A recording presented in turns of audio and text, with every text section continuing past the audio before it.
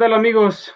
Aquí en la Agencia Católica de Noticias Info Vaticana, con mucho gusto les saluda Guillermo Gazanini Espinosa. Hoy en la entrevista con pues un amigo, colega, colaborador en diversos medios de comunicación y pues en unas circunstancias difíciles que vive su patria, Nicaragua, como hemos tenido nosotros pues en cuenta en las noticias, la difícil situación de la Iglesia Católica y de los derechos humanos, la represión de un régimen que en estos momentos está poniendo los ojos del mundo ahí en Nicaragua y sobre todo para cuestionar qué es lo que está pasando, qué es lo que tenemos ahí, no solamente en esta situación de la iglesia como tal, sino lo que sucede en ese país centroamericano. Y tenemos al periodista Israel González Espinosa. Él es exiliado, se encuentra allá en Madrid. ¿Estás en Madrid, verdad, Israel? Sí, Guillermo, estamos en Y, Madrid. y él ha salido de su país, consecuencia también de esta pues dura, violenta situación de violaciones a los derechos humanos. Y pues queremos, Israel, que al auditorio de la Agencia Católica de Noticias Info Vaticana, pues nos ayudes en estos minutos a comprender qué está pasando en Nicaragua. Pero déjame preguntarte primero, ¿qué ha pasado contigo? ¿Cómo es que ahora un periodista que cubría la fuente religiosa allá en los medios de Nicaragua se encuentra ahora en España en este exilio? ¿Qué pasó contigo, Israel? Pues primeramente saludarte, Guillermo. Muchísimas gracias a todos los que nos están viendo y escuchando a través de las plataformas que has mencionado.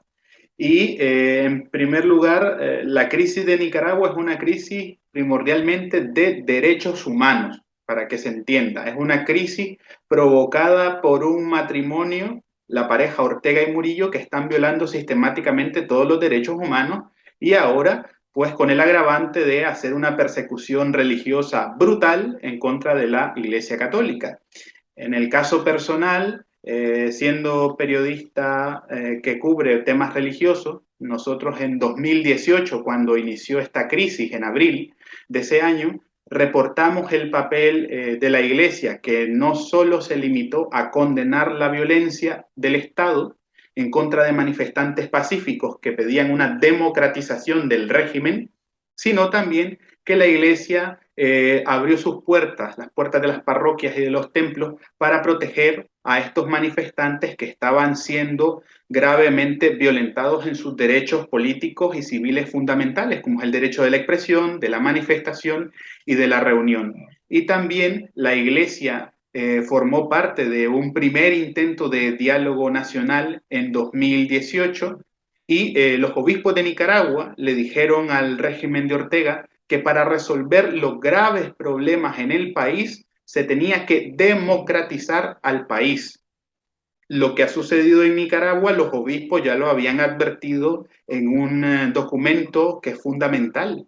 Se llama En búsqueda de nuevos horizontes para una Nicaragua mejor, que lo firmaron en el año 2014 y se lo entregaron a Ortega en la única reunión que ha tenido el gobernante nicaragüense desde 2007 con todos los obispos de Nicaragua.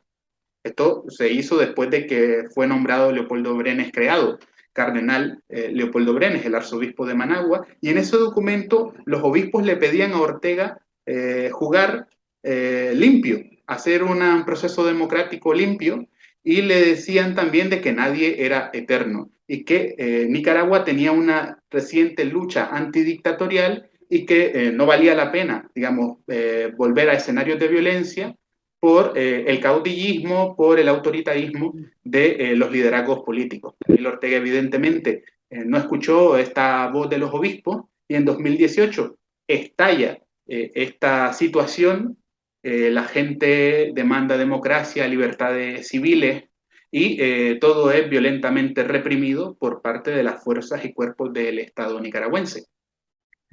Y ahí es donde tú tienes una intervención también denunciando estas situaciones que difícilmente comenzaban ya a darse en Nicaragua y decides irte del país. ¿Cómo fue ese momento, Israel? Pues mira, para nadie es fácil exiliarse, para Bien. nadie es fácil salir de su tierra y a pesar de que nosotros nos circunscribíamos, ¿no?, al trabajo de dar seguimiento a la labor de la Iglesia en esta crisis social y política, pues nos empezaron a llegar distintos tipos de amenazas Mm, por redes sociales y por ujú, otro tipo de plataformas. Llegaron a poner la dirección de mi casa, llegaron a pedir cárcel para mi persona y otro tipo de adjetivos calificativos que no voy a mencionar por respeto a nuestros oyentes y a las personas que nos miran. Y lo último fue un atentado directamente contra el vehículo de mi familia, mm, de mis padres, cercano a una de estas casas que mantiene la dictadura en los barrios cercanos al que yo vivía. Tiraron una gran piedra considerable, precisamente al asiento del copiloto donde yo acostumbraba viajar. digamos, a moverme, ¿no? Ujú. En ese asiento del copiloto, con tan mala suerte de quien recibe el susto no soy yo, sino que es mi hermana, y esto me llevó a la convicción de que la vida de mi gente estaba en peligro, y entonces yo dije, para seguir haciendo periodismo tengo que salir del país, y así casi más de 100 colegas periodistas de distintos medios de comunicación, incluyendo medios de comunicación católicos, están fuera de Nicaragua porque, como te digo, el autoritarismo de Ortega y Murillo, una de las primeras cosas que liquidó fue la libertad de prensa. El hecho también de este exilio refleja que eres una de las voces críticas que ha tenido, pues, como periodista, dándonos a conocer cómo está la situación en Nicaragua y particularmente en esto, en la Iglesia Católica, pues conocer cuál es su naturaleza. Antes de comenzar a tener este panorama completo de lo que está pasando en los últimos días, para nuestro auditorio, explícanos cómo está constituida la Iglesia Católica en Nicaragua, cómo está formada, cuántas diócesis, quiénes la representan. Pues en este momento la Conferencia Episcopal de Nicaragua está constituida por 8 obispos. Existen, si más no recuerdo, 8 diócesis en el país, incluso 2 de reciente creación en 2017 por parte del Papa Francisco. Anteriormente, por ejemplo, en la zona del Atlántico existía un vicariato apostólico. En 2017 se dividió ese vicariato y se crearon diócesis. Luego de 100 años, es decir, la diócesis de Ciuna, la diócesis de Bluefields, y está, digamos, dirigida de alguna manera, tiene la primacía la arquidiócesis de Managua, que está dirigida por el arzobispo Leopoldo Brenes, Uh -huh. un cardenal que fue nombrado por el Papa Francisco. A partir de eso, hay otros liderazgos dentro de la iglesia muy fuertes, como es el caso del obispo Rolando Álvarez, que es Así es. uno precisamente de los que ha padecido la última etapa de la persecución religiosa por parte de Daniel Ortega. Y una de las particularidades bien importantes de la iglesia católica en Nicaragua es que han tenido siempre ese componente fuerte de defensa de los derechos humanos desde la labor profética que se circunscribe a los obispos de la Iglesia Católica. Esto no es nuevo, esto se vio en el año 78, 79, durante los últimos días de la dictadura de Anastasio Somoza Debayle, luego se vio en la época difícil también de la revolución de los años 80, con los sandinistas en el poder, y han seguido esa línea. Y es una iglesia que está marcada también por el sufrimiento y por el martirio que también es característico en América Latina cuando la iglesia alza su voz en contra de las injusticias. Haciendo un poco de historia, esto creo que es interesante también para nuestro auditorio, y ya lo refieres en el momento de la revolución, cuando se cae la dictadura de Somoza. La iglesia tuvo un papel preponderante también en el encumbramiento de la revolución. Incluso vemos en 1983 a un Juan Pablo II duro, enérgico, cuya visita pues advierte de que la iglesia estaba también teniendo una manifestación o un apoyo al régimen que en esos momentos estaba en una junta militar. ¿Qué decir de esto? ¿Por qué ahora tenemos pues un giro tremendo de diametralmente opuesto ante esa ayuda que en esos momentos tenía la Iglesia Católica o simpatías al régimen y ahora tenemos esta persecución? ¿Qué hubo en este punto de la historia de Israel?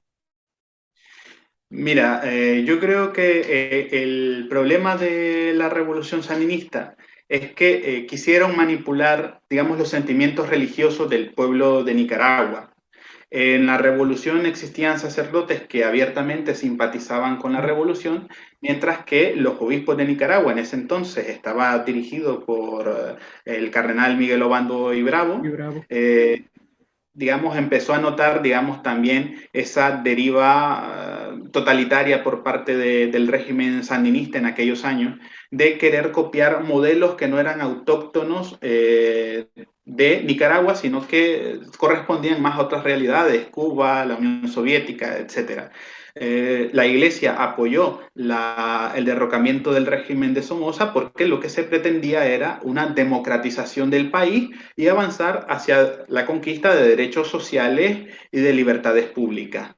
Lo que pasa es que los sandinistas, uno fue la cosa que prometieron y la otra el resultado de sus acciones en el gobierno, y ellos intentaron imitar esos modelos de otros países y la iglesia dijo, esto no fue lo que se había prometido a la gente. Y por eso, digamos, empezó a existir esa oposición activa. Además que también durante la década de los 80 los sandinistas cometieron una serie también de atropellos a la libertad religiosa, el cierre, por ejemplo, de Radio Católica de Nicaragua por no emitir bandos oficiales de la Junta de Gobierno, también expulsión de sacerdotes que eran considerados críticos al gobierno, también el destierro de un obispo. Es decir, hubo fricciones muy fuertes entre los sandinistas y la jerarquía de la Iglesia Católica. Luego, cuando los sandinistas pierden las elecciones en 1990, hay una especie de perdón por parte de Daniel Ortega, reconociendo los excesos que hubo durante la revolución sandinista en contra de la iglesia y de los religiosos. Eh, digámoslo así, se pidió perdón, pues la iglesia no aceptó oficialmente ese perdón, pero bueno, hubo algún tipo de acercamiento. Y en 2007, cuando Ortega vuelve a asumir el poder en Nicaragua, al poco tiempo ya empiezan nuevamente las fricciones porque en este momento, en 2007, Ortega no llega solo, Ortega llega de la mano de su mujer. Y su mujer tiene una especie de sincretismo religioso, y ella lo que hace con el discurso oficial es mezclar elementos del cristianismo con el discurso pseudo revolucionario de los años 80, más una serie de elementos místicos o sincréticos, ¿no? Y los obispos empiezan a decir que el régimen no puede manipular los sentimientos religiosos de la gente. Recuerdo uno de los roces iniciales de la iglesia con el orteguismo, fue cuando Ortega y su esposa mandaron a instalar una serie de imágenes de la patrona del país, de la Inmaculada Concepción, en las rotondas de Managua, en los redondeles de la ciudad.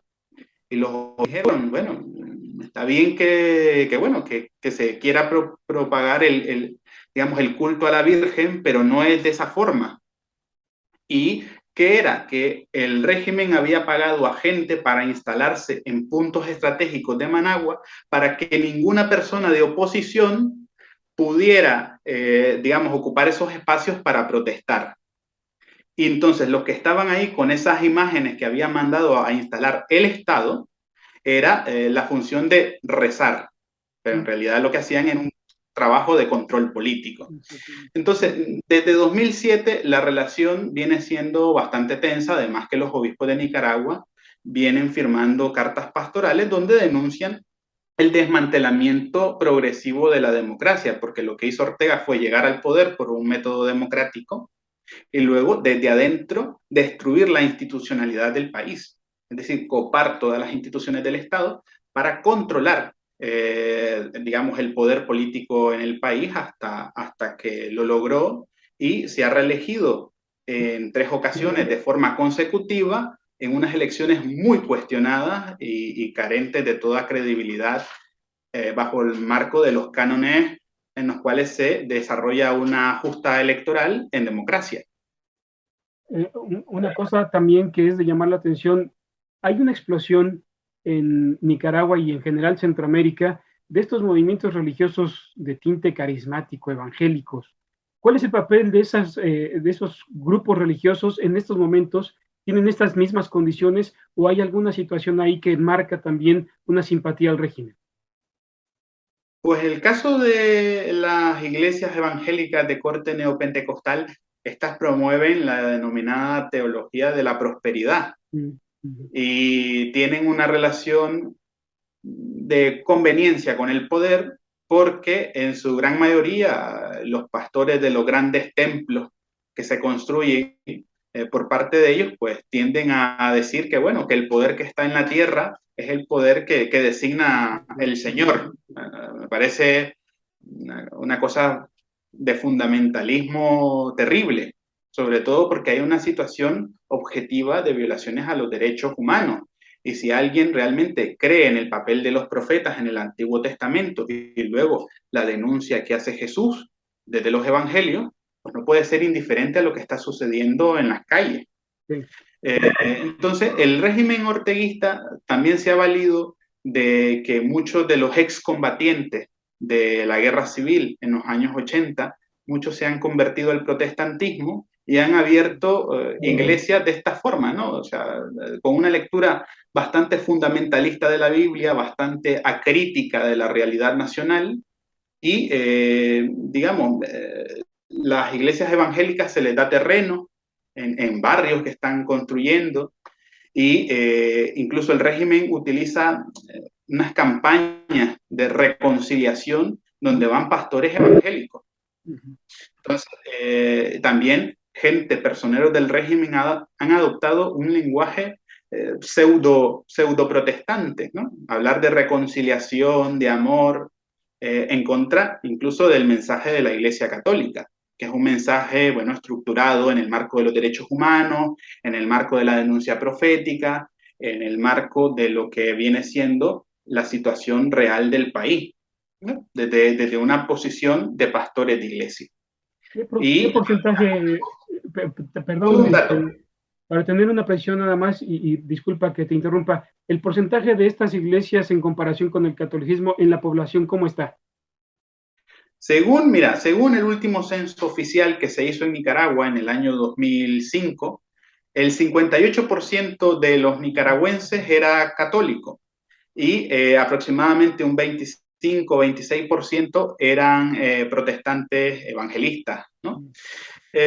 Hay una relación bastante interesante respecto a la posición de la Iglesia Católica en Nicaragua, y es que a pesar de que, como en toda América Latina, ha bajado el número de católicos, Sí. pero la voz de la Iglesia y de los obispos sigue siendo muy importante y sigue siendo muy escuchada en el país. Me atrevería a decir que es la voz desde dentro del país la que tiene esa mayor credibilidad. Sí. No lo digo yo, lo dice, por ejemplo, un índice tan respetable como Latinobarómetro. Sí. La iglesia tiene 70-75% de credibilidad. Entonces, por eso el régimen la ataca de una forma tan visceral y tan directa. Y para terminar el punto de las iglesias Sí. evangélicas, de las iglesias evangelistas, estas iglesias evangelistas incluso montan eventos patrocinados por instituciones del régimen nicaragüense. Ujú. Ese punto de convivencia con el poder, pero es precisamente por esa lectura acrítica de la realidad nacional y completamente fundamentalista, es decir, gente que se basa nada más en decirle a la gente, bueno, si oras y si das el diezmo, pues vas a conseguir riquezas en esta vida, ¿no? Y yo creo que eso no le hace ningún bien a los hermanos que profesan esta fe, la fe evangélica, porque son personas que al final están llevando este tipo de ideología, ¿no? De un Dios mercantilista. Tú me das, entonces yo te doy. Y las pocas voces evangélicas que se han levantado para denunciar estos atropellos, pues han sido silenciadas. Esta forma también ya repercute, como dices, en esta teología de la prosperidad de la cual se está apoyando el régimen, y por el otro lado, esta crítica de la Iglesia Católica, que como bien dices, es de las últimas voces que puede decirse en Nicaragua, están pues siendo críticas al régimen. Se ha atacado a radios católicas, a congregaciones religiosas, sacerdotes, periodistas, obispos y demás. ¿En qué punto, digámoslo así, está la obra caritativa de la iglesia en estos momentos? ¿Se ha parado? La Iglesia Católica sigue manteniendo sus obras de caridad, pero con una situación muy precaria. Ujú. Cáritas ha tenido muchísimos problemas para que logren entrar las donaciones y, por ejemplo, la Cáritas Diocesana de Estelí le fue suspendida su personalidad jurídica, por ejemplo. Otra obra de la Iglesia, la Universidad Católica del Trópico Seco, también de la diócesis de Estelí, fue suspendida y sus bienes fueron traspasados, prácticamente confiscados y creados, constituidos nuevamente en una universidad estatal. Entonces, la labor de la Iglesia está bastante cercada y aún así intenta paliar los efectos de una crisis que es política, pero que también tiene repercusiones económicas porque en la actualidad hay muchísimos nicaragüenses que están saliendo de Nicaragua debido a que no hay trabajo. En Nicaragua la situación económica, por ejemplo, la revista Forbes está señalando de que Nicaragua tiene en estos momentos la inflación más alta de Centroamérica. Ujú. Entonces, la iglesia está tratando de hacer un trabajo en medio de estas difíciles circunstancias. El punto también digamos, la constitución del episcopado nicaragüense. Recuerdo un tuit que tú pronunciaste por ahí en un momento, denunciando este silencio o este cómodo silencio del arzobispo de Managua, el cardenal Brenes. ¿Dónde está? Si mal no recuerdo, el cardenal Brenes, ante esta crisis que se estaba dando con el obispo Rolando Álvarez y su arresto el día 19 de agosto. Eh, ¿Podemos identificar facciones que tengan este tono moderado y también facciones críticas o bien reservadas hacia el régimen entre los obispos de Israel o entre el clero nicaragüense? Mira, la opinión mayoritaria dentro del clero de Nicaragua y dentro de la mayoría de la conferencia episcopal es que este es un régimen dictatorial, un régimen autoritario y que tarde o temprano hay que salir de él si el país quiere, digamos, constituirse o reconstituirse como una sociedad libre y democrática. Yo entiendo que debe ser muy difícil para el arzobispo de Managua, digamos, salir a dar declaraciones a cada momento, tampoco es su estilo, Sí. pero mucha gente dentro de Nicaragua esperaba de él un gesto de mayor solidaridad con el obispo Rolando Álvarez, sobre todo porque ya teníamos el precedente de Monseñor Silvio José Báez, a Claro. quien se le había dado una campaña de desprestigio brutal a través de los medios de comunicación de la dictadura. Prácticamente el 90% de los medios son de ellos y lo habían acusado de instigar la violencia y de una serie de tropelías que al final siempre la gente, los católicos de Nicaragua, pensaron de que si su obispo titular lo hubiera defendido de una forma más vehemente, más firme, tal vez el obispo no hubiera salido al exilio, se hubiera quedado dentro de Nicaragua, aunque con unas funciones incluso más pequeñas debido a que las amenazas eran reales. Eso Claro. sí, las amenazas de muerte, las amenazas en contra de la integridad física de Monseñor eran reales. Y lo hemos comprobado ahora con Monseñor Rolando Álvarez. Yo creo que debe ser muy difícil para él, como también debe ser difícil para el Vaticano, ¿no? Tener esa posición de jugar al equilibrio entre la diplomacia y el corazón del pastor, el pastor que, como dice Jesucristo, da la vida por las ovejas.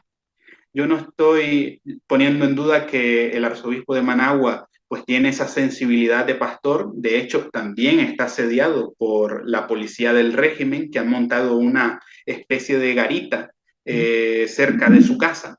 Y a cada parroquia que visita lo van siguiendo, pero sí que muchas veces la gente quiere ver a un pastor cercano, ¿no? Sí. Y que tiene gestos con un hermano de báculo y mesa que está siendo perseguido.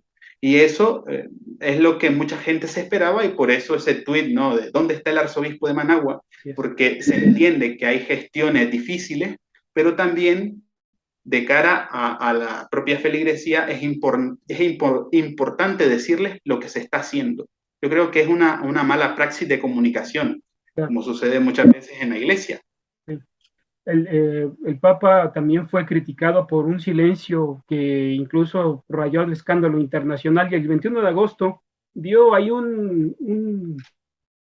pues no sé, calificarlo como comedido, tímido, tibio, asunto sobre Nicaragua, donde dice propiciar el diálogo. Como periodista y como católico, ¿te satisface esa declaración del Santo Padre? ¿Es suficiente? Yo creo que el Papa primero habló como un pastor, el pastor de la Iglesia Universal expresó preocupación y también expresó dolor. Es lógico para el pastor de la Iglesia Universal sentir dolor por una iglesia particular que está siendo atacada desde el poder. Yo circunscribo ese mensaje que fue corto dentro de la línea de la prudencia de la diplomacia de la Santa Sede, que según palabras de Rodrigo Guerra, quien es secretario de la Pontificia Comisión para América Latina, se están haciendo gestiones muy difíciles ante la dictadura para lograr algún tipo de distensión.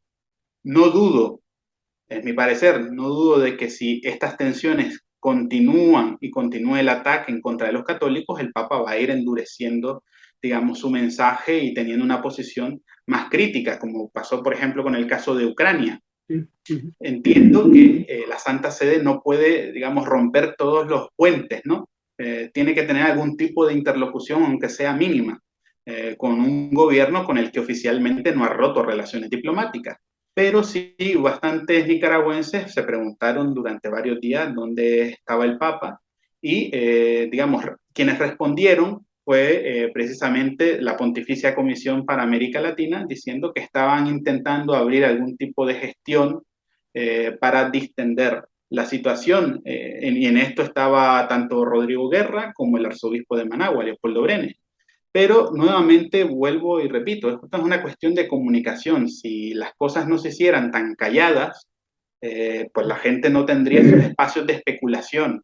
Pero claro, como el régimen de Nicaragua, la dictadura, está, su signo de identificación en la parte de comunicación es la opacidad, la de ocultarlo todo, pues entonces, claro, la gente entiende de que hay un arreglo debajo de la mesa. Y evidentemente, esto no es así. Pero yo creo que se podría mejorar la política de comunicación en el Vaticano, por lo menos en el caso de Nicaragua, que es un caso donde la gente le cree a la iglesia, tiene esperanzas en la iglesia, ve en la iglesia ese referente en favor de los derechos humanos y ve a sus obispos, a sus pastores, a sus sacerdotes, incluso a sus parroquias asediadas, perseguidas, siendo víctimas de casos de espionaje y de intimidación. ¿Sabes? Yo creo que el Vaticano y la Iglesia nicaragüense podrían mejorar esos canales de comunicación para que no existieran esas habladurías de arreglos debajo de la mesa o de movimientos turbios, que es lo que la gente cree cuando no hay, digamos, una comunicación más efectiva respecto a lo que se está haciendo. Obviamente, en un proceso de negociación no lo dirán todo, pero por lo menos decirle a la gente, esto estamos haciendo a favor de ustedes, no están solos, sino que estamos acompañándoles en medio de una situación de persecución con unos tintes anticlericalistas que no se habían visto desde finales del siglo XIX en Nicaragua, principios del siglo XX, en otra dictadura, la dictadura de José Santos Zelaya. Finalmente, Israel, dos preguntas para concluir nuestra entrevista que creo que nos ha dado una buena pues, visión del panorama que está viviendo la Iglesia de Nicaragua. Estos diálogos, ¿tú crees que tengan un buen cauce? ¿Tendríamos algún resultado o el buen gesto del gobierno de Ortega? ¿No estaríamos entrampándonos aquí, pues ahora sí que con una bestia que está devorando al pueblo nicaragüense? ¿Tú qué opinas? ¿Hay confianza en esto? Mira, la situación de Nicaragua, todo el mundo, incluyendo la oposición, sabe que todo esto tiene que terminar en una mesa de negociaciones. Evidentemente, Ortega no se va a sentar a dialogar, digamos, por su propia voluntad. No se va a sentar eh, porque sabe que eso representa perder, porque en una negociación tú sabes que las dos partes ceden. pero quien tiene que ceder más es el que tiene más poder. Yo creo que el Vaticano, el Papa, la Santa Sede, ha dado digamos, esa puntilla, ¿no? Esa avanzada de decir, aquí hay que dialogar y el diálogo tiene que ser sincero y abierto, que fueron las palabras textuales del Papa, porque ya tenemos el precedente de otros dos diálogos, uno mediado por la Conferencia Episcopal de Nicaragua y el otro por el nuncio apostólico junto con un delegado de la Organización de Estados Americanos. En ambos diálogos ha sido el resultado el mismo. El régimen de Ortega no quiere democratizarse. Así de sencillo. No quiere perder el poder y por lo tanto quieren seguir en esa deriva autoritaria. Yo los catalogo a la pareja Ortega Murillo, ellos son como los Ceausescu del trópico, porque ellos construyen realidades en su mente de que el país está bien.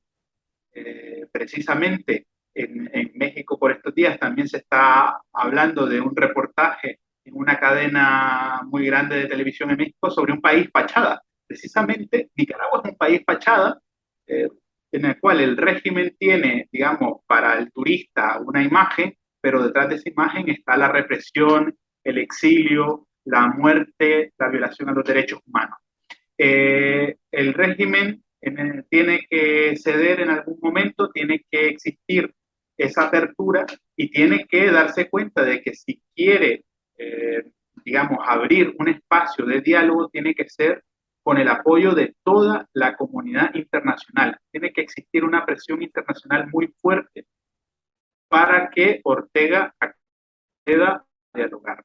La Iglesia, yo estoy completamente convencido de que va a seguir llamando a un diálogo porque es la vía civilizada. Y yo creo que los nicaragüenses también, durante todos estos años, desde 2018, han apostado a una salida pacífica y democrática para esta dictadura, que ya es un quiebre con la historia de Nicaragua, porque los cambios anteriores han sido siempre con violencia.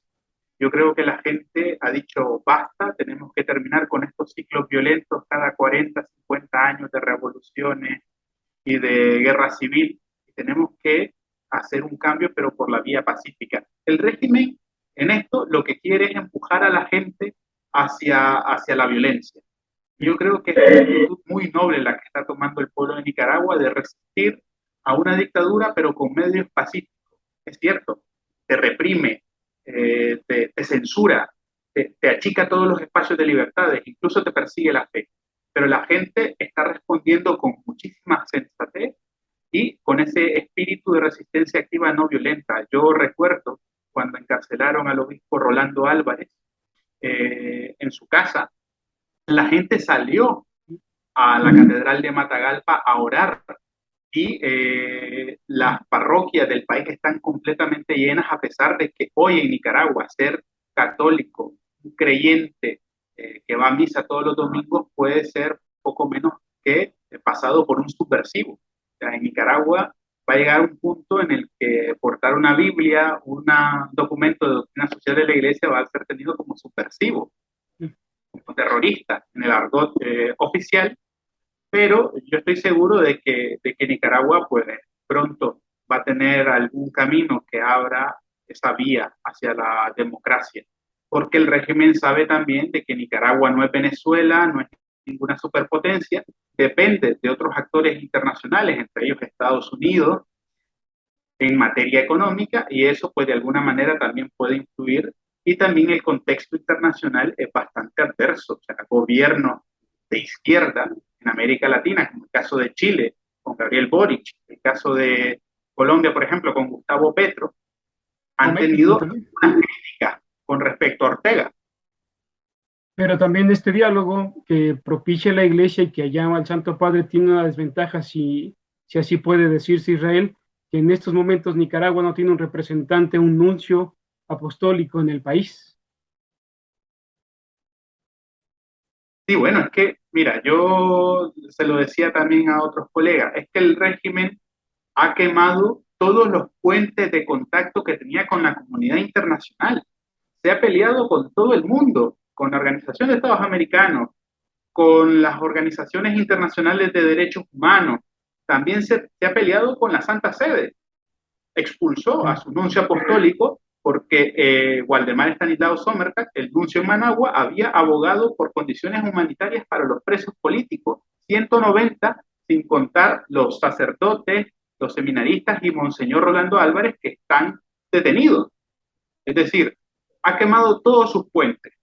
Y ante un contexto tan represivo, tan adverso, en el cual Ortega y Murillo se han puesto a nivel de dictadores como Videla, como Pinochet, como el mismo Stalin. Entonces, ahí la única vía que queda es presionar internacionalmente al régimen para que acceda a unas negociaciones que democraticen al país.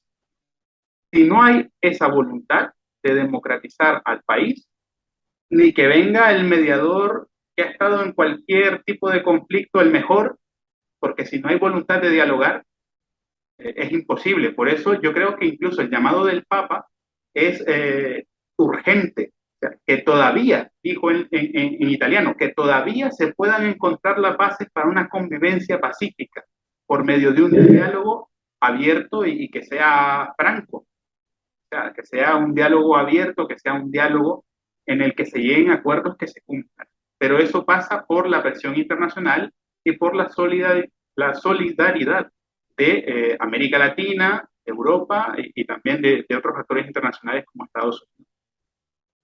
Finalmente, Israel, como nicaragüense, ¿qué mensaje nos das? ¿Qué nos dejas al público de la Agencia Católica de Noticias Info Vaticana, generalmente aquí en la República Mexicana? Desde tu exilio, ¿qué nos expresas como nicaragüense en estos momentos tan delicados de tu patria? En primer lugar, lo que decía anteriormente, soy de los que considera que la solidaridad es la ternura de los pueblos.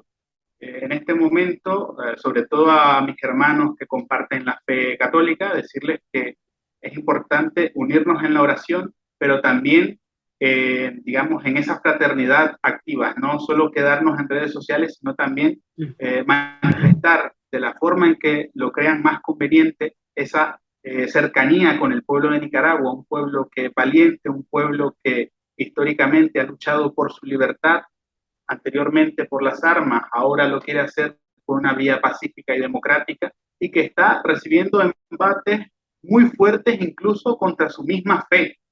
Y yo creo que en México, que tienen una historia también de esa defensa de la fe contra un poder autoritario, contra un poder que quiere destruir lo más hermoso que tiene un pueblo, que son sus tradiciones, su vivencia religiosa.